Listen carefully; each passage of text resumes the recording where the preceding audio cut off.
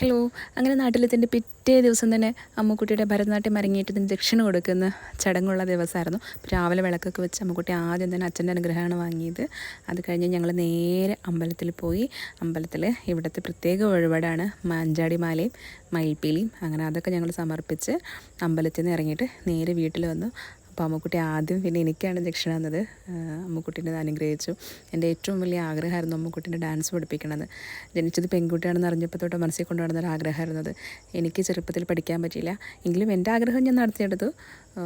അമ്മുക്കുട്ടിയുടെ ഡാൻസിന് വേണ്ടി ഞാൻ വെയിറ്റ് ചെയ്യായിരുന്നു. എല്ലാവർക്കും ദക്ഷിണ കൊടുത്ത് അപ്പൂപ്പനും അമ്മച്ചനും മാമനും എല്ലാവർക്കും വീട്ടിലെല്ലാവർക്കും ദക്ഷിണയൊക്കെ കൊടുത്ത് എല്ലാവരുടെ അനുഗ്രഹമൊക്കെ വാങ്ങി ഒരുപാട് സന്തോഷമായി. എനിക്ക് ഞാൻ വിചാരിച്ച കാര്യങ്ങളൊക്കെ നടത്തി തരുന്നുണ്ട് ഗുരുവായൂരാണ് അമ്മുക്കുട്ടിയുടെ അരങ്ങേറ്റം. ഞങ്ങൾ വീട്ടിൽ നിന്ന് നേരെ പിന്നെ ഡാൻസ് ക്ലാസ്സിലേക്കാണ് പോയത്. ഡാൻസ് ടീച്ചർക്ക് ദക്ഷിണ കൊടുക്കാൻ ഞങ്ങൾ തളികയെല്ലാം സെറ്റ് ചെയ്ത് വെച്ച് ദക്ഷിണ പഴങ്ങളും വെറ്റിലയും അടക്കയും കോടിയസ്ത്രവും എല്ലാം വെച്ച് ടീച്ചർക്ക് ദക്ഷിണ കൊടുക്കാൻ വേണ്ടി വെയിറ്റ് ചെയ്യായിരുന്നു. എനിക്ക് അത്രയും സപ്പോർട്ടെന്ന് പറഞ്ഞാൽ അമ്മുക്കുട്ടി ഡാൻസ് ടീച്ചർ എൻ്റെയും സുജിഷ, ആ ഒരു സപ്പോർട്ട് കൊണ്ട് മാത്രമാണ് ഇപ്പം ഞങ്ങൾക്ക് രണ്ടുപേർക്കും ഡാൻസ് പഠിക്കാനും ഇതുവരെയൊക്കെ എത്താനും സാധിച്ചത്. ആ ഒരു നന്ദി എനിക്ക് ഈ വാക്കുകളിലൊന്നും പറഞ്ഞാൽ തീരില്ല. ദക്ഷിണയൊക്കെ കൊടുത്ത് ഞങ്ങൾ ഫോട്ടോയ്ക്കൊക്കെ പോസ്റ്റ് ചെയ്ത് അത്രയും സന്തോഷമുള്ളൊരു മൊമെൻ്റായിരുന്നു. എനിക്ക് പ്രൗഡ്ഫുൾ മൊമെൻ്റ് എന്ന് തന്നെ പറയാം. ഈ ഒരു ദക്ഷിണ കൊടുക്കൽ ചടങ്ങുകളിന് ശേഷം ഗുരുവായൂർ വെച്ചാണ് അരങ്ങേറ്റം. അതിൻ്റെ വീഡിയോസ് എല്ലാം ഞാൻ ഇടുന്നതായിരിക്കും.